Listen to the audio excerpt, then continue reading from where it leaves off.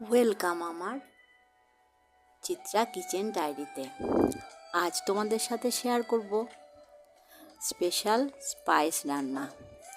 তো এমনি সিম্পল পায়েস রান্না তো আমরা সবাই করেই থাকি।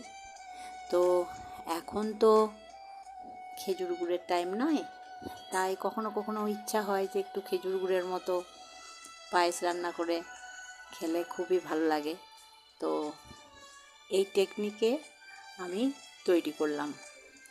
তো তোমরা চাইলে একবার ট্রাই করতে পারো। তো দেখো আমি কিভাবে করছি।